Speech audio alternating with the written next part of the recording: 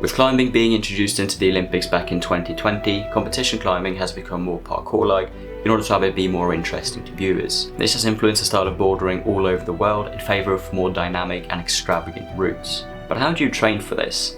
Well, in my experience, training for particular parkour moves has helped a lot. So today I'll go over 3 parkour moves that I think would be beneficial to any boulderer wanting to climb more dynamically. So the first move is going to be the lache from calisthenics, freestyle calisthenics and parkour. And this is based on you jumping from bar to bar by swinging your entire body weight, gaining a lot of momentum, and then fully flinging off the bar and catching yourself onto the next one. And lately we've seen the use of a lache within bouldering competitions quite a few times. So practicing this and getting comfortable with it first on the bar and then doing it more so on different climbing holds through different routes by training at your gym would be a great way to build up this sort of dynamic and explosive pulling power. So yeah, not only is the lache good for doing actual lache moves within your bouldering, but it's also nice for working on your sort of proprioception, so your understanding of how your body moves throughout space when you're giving it a lot of momentum and completely letting go, readying up to catch yourself at another anchor point. And this is a good understanding to have alongside, for example, high pull-ups and good pulling strength. So I would say that this would be a nice matchup generally speaking. I mean, I've made a video on high pull-ups, so click that somewhere on the screen right now if you're interested, but that would be a great way to improve just dynamic climbing. High pull-ups and laches.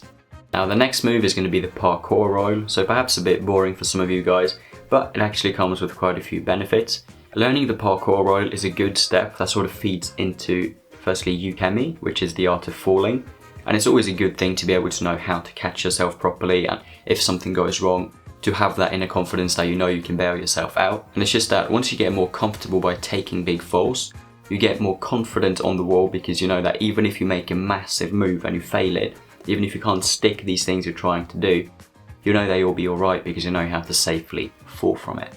And one thing that is good with the parkour roll as well, especially if you drill it a bit, is that it also improves proprioception, but in quite a different way to the lache, right? The lache, you have the proprioception in terms of what happens to your entire body and momentum, in terms of where your limbs are throughout space when you fling yourself off a hold or off a bar, right? But here you completely invert, right? Your legs are above your head at one point. So you get a very different understanding of where your limbs are throughout space. So being able to implement this might be just generally good as well for some movement training. Yes, it's good for falling and thus building confidence on the wall and being able to go for bigger jumps and bigger leaps. But it's also nice for just having that element of proprioception and sort of your inner understanding of how you move around. Alright, and the third and final exercise for this video would be wall climb-ups. Now if you guys have been a bit into parkour, you'll probably know what I'm talking about. This is when you'd go for like a wall run, for example, go for a 1, 2, 3 even steps on the wall, try to get as high as possible and then grab a hold of the ledge. And then this is where the wall climb up starts, right? You have to pull yourself in and then get over from like you have just the grip of the edge to get your palms on top and to then be able to get over it properly. I remember trying this move myself back in the day and I struggled quite a bit when I started out. But sooner or later, like after giving it a good couple of sessions, I started to understand how it was actually supposed to be done. So maybe it helps you understand a bit more like biomechanically what happens in like these weird sort of push movements. And it's a good way to build up like slow, although somewhat dynamic. It's a bit of a contradiction there, right? Because some of these things have to happen a bit quickly, but it's sort of a grind at other places. So I want to say it's a bit more of like sort of slow burnt and very focused pushing strength that you have in this position. And it's good for working on mantles, for gastons, really a lot of moves in climbing that involve pushing, right? Whether it be like a gaston where you're pushing and pulling, whether it be a mantle where you have to get on top of things, that would be even better for this. I mean, in many ways the wall climb up, it's like a wall muscle up, right?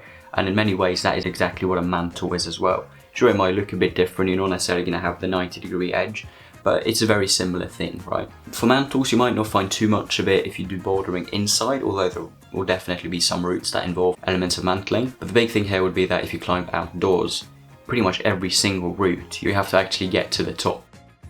If you like this video about how to climb more dynamically through learning particular parkour moves, you might be interested in how to do a higher pull-up as well as how to do a muscle-up. So consider watching those videos right there, guys.